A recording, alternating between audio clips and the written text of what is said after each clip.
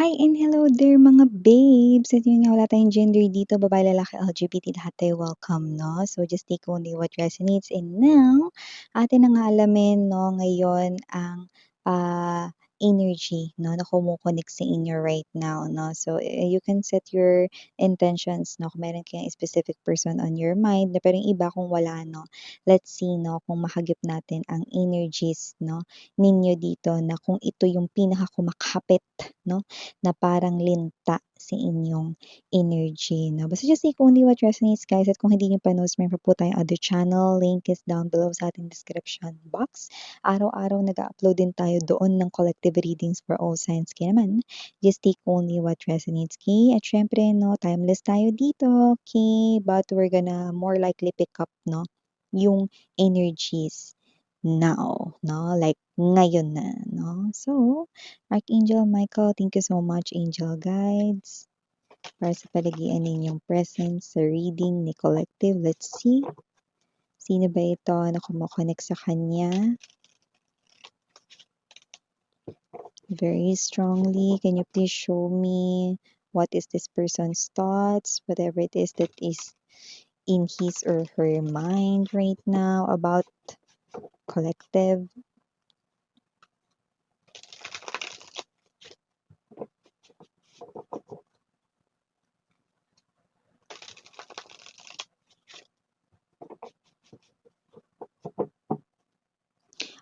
Okay, so let's go ahead and check these messages right here for you guys. Just take only what resonates. Let me make latag first all the energies sa ating table. We have here Six of Swords,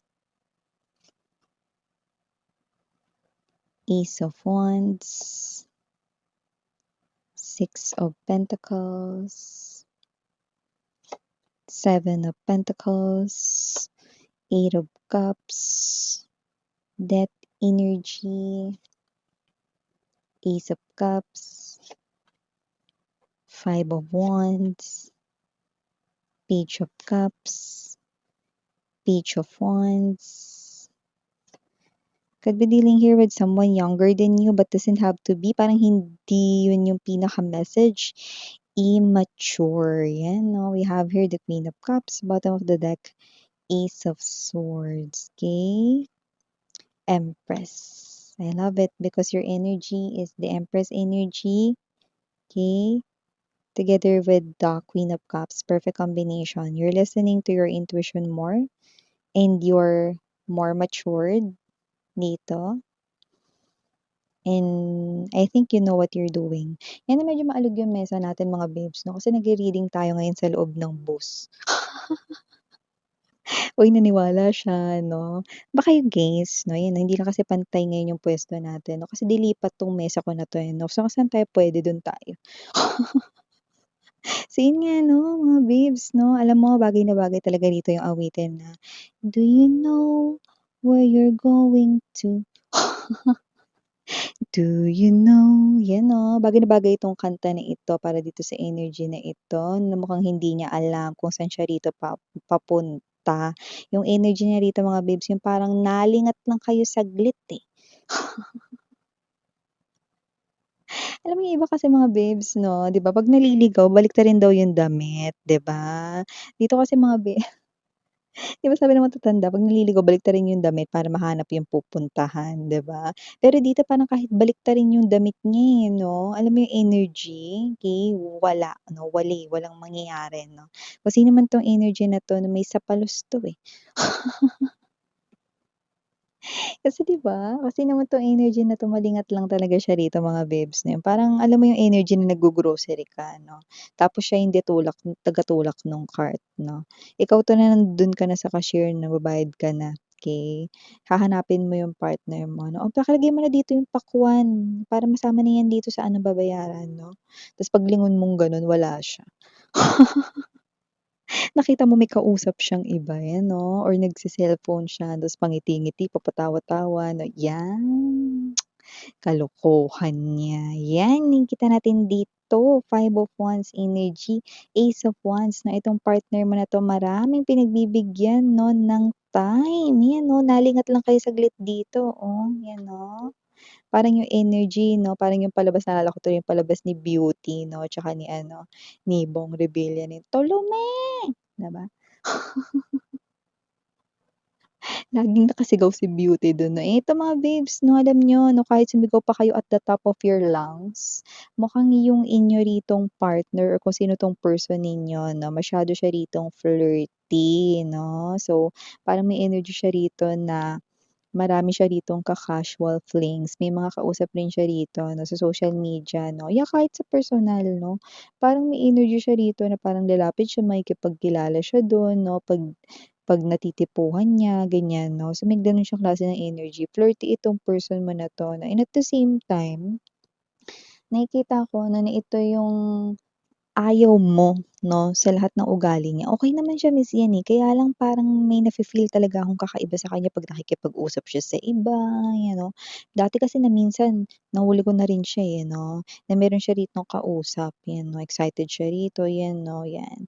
Pinagbigyan ko na talaga yan, eh, ayan na naman, eh. Parang hindi ko alam kung paano ko mako-correct yan sa kanya, eh, yan. So, nakita ko rito that this is your boyfriend, your girlfriend, your husband, your wife right in here 'no, someone that you're connected with 'no. Okey naman siya, mabait naman siya, nakita ko inaasikaso niya rin kayo rito 'no, pero yun lang talaga yung problema sa kanya 'no, masyado siyang malandi.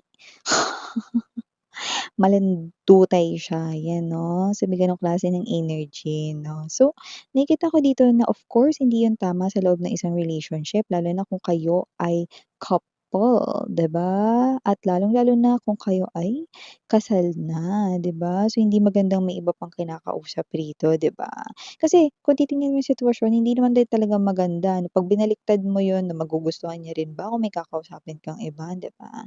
So, nakikita natin dito na yun yung parang part na gusto mong maitama with your person 'no. So, kasi naman 'tong person mo na ito 'no, hindi ko alam, puwedeng yung iba sa kanila na may nakikita tayo dito 'no, that with the Eight of Cups energy 'no, in the presence of Six of Swords, parang may energy dito 'no, na magkakaroon sila ng opportunity, to be away from you for quite some time or temporarily. I don't know if this is about your work.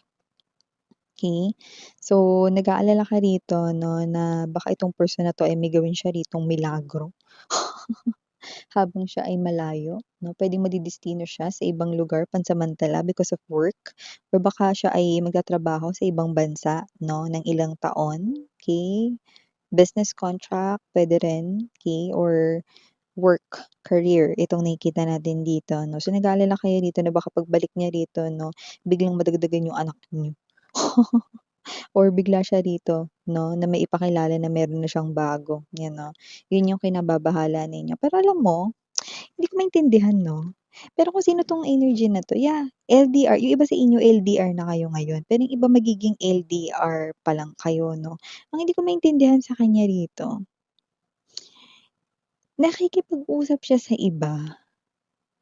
Parang masyado siya rito ay if you're familiar with, Detective Conan, okey. Kung kilala niyo dun 'no, yung laging pinapatulog ni Conan para yun yung gayahin niyang boses 'no, si Kogoro Mori, 'yan 'no, yung, detective doon, okey. Meron siyang asawa dun 'no, lagi siya nakikipag-usap sa iba 'no, tapos nagiging sweet siya sa iba 'no, pero mahal niya yung asawa niya. Okey, mahal niya yung asawa niya talaga dun 'no, yung lawyer yung asawa niya ron, eh. So, parang ganun yung nakikita ko dito sa person ninyo 'no. Parang may energy siya rito, malandi siya, pero yung mahal niya talaga kayo 'no. Pero siyempre hindi puwede yun, eh. Hindi puwede yung gano'n sa relationship, eh, 'no, dapat maayos yun, eh. Oo nga Miss yan, tama ka, eh. Queen of Cups energy 'no, Eight of Cups, gusto ko talaga mabago yan sa kanya Miss yan, eh. Gusto ko talaga na alisin niya yan talaga, yan lang talaga nagpapapangit sa kanya rito, eh, 'no. Inaasikaso niya naman ako Miss yan, mabait naman siya sa'kin, sweet naman siya sa'kin, pero hindi niya talaga maiwasan yung ganyan, parang klase ng addiction 'to mga babes, eh. Eh, ito yung klase ng addiction na parang kunwari gusto mong itigil yung pag-inom ng alak, eh, mahilig ka sa alak.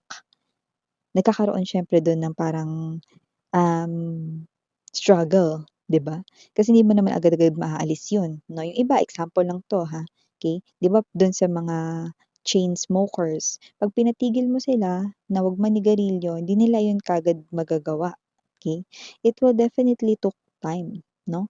So, parang itong energy na 'to, ito yung hindi niya magandang hobby, 'no? Hindi hindi ito yung klase ng energy na dapat na taglayin niya. So, dapat mabago 'yan. Alam mo nung kahit 'di ka pa niya nakikilala ganyan na siya, eh, oh.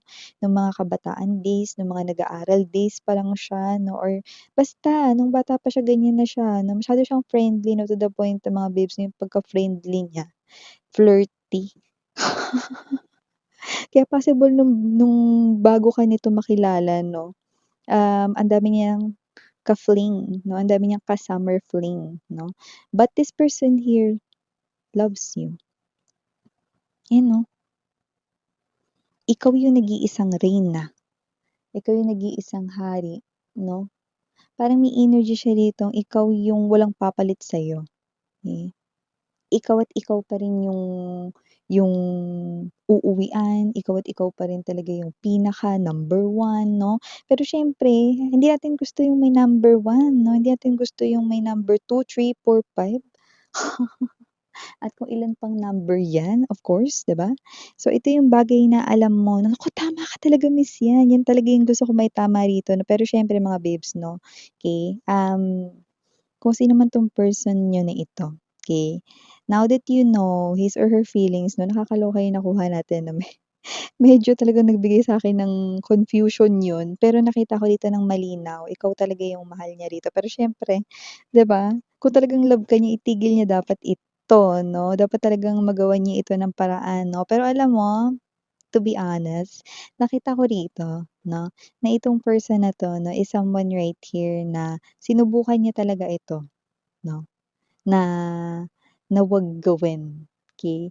Sinusubukan niya ito na parang unti-unting tanggalin sa kanya, okey? Because that's the power of love. Alam mo yung energy ng parang, na-adik kasi siyang gawin ito, ngayon hindi niya yun kayang agad-agad na alisin. Okay, however, because yung power ng love niya for you, the moment na nakilala niya kayo at pumasok kayo sa buhay niya, alam niyang dapat niya yan alisin 'no, pero hindi niya pa yan as in naaalis talaga ngayon 'no. Pero that doesn't mean na hindi niya tina-try 'no, nahihirapan siya rito 'no, and everybody ay may kanya-kanyang timeline 'no.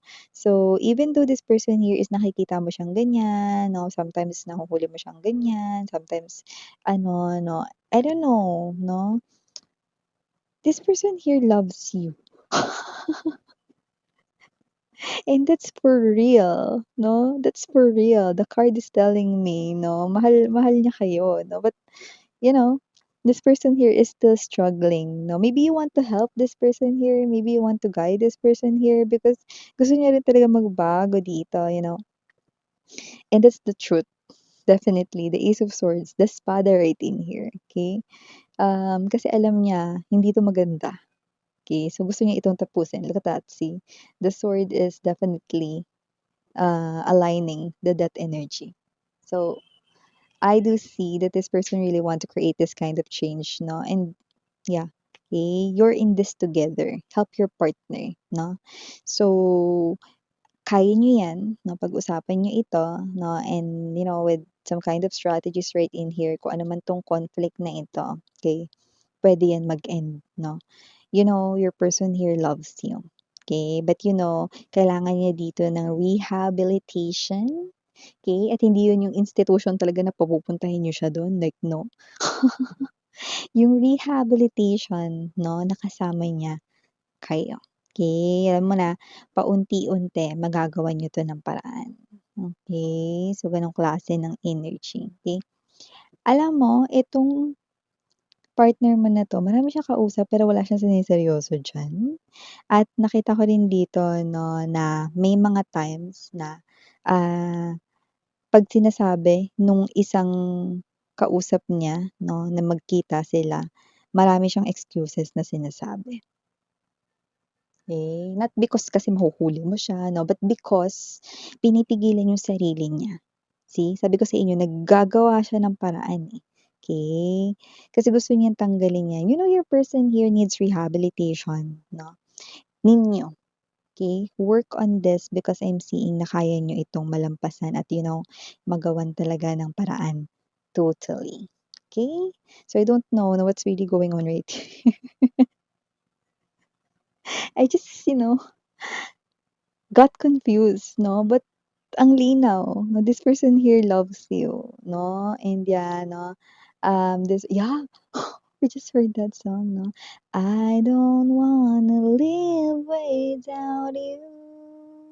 Yun, di ba? I don't wanna live without you. Yan. Kaya naman tulungan mo siya rito. Samahan niyo na rin ng dasal.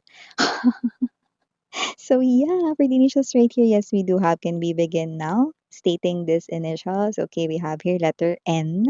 Andito rin letter A, S, L, K, U, G, H, F, D, and last but not the least, V. Okay. So yeah, pasasaan ba't magkakaroon din kayo ng V or peace rito sa inyong situation. So good luck, lovers. Good luck, couple. Thank you so much. Again, I'm Yuriana Oni, Sarang Heyo, Love and Light. And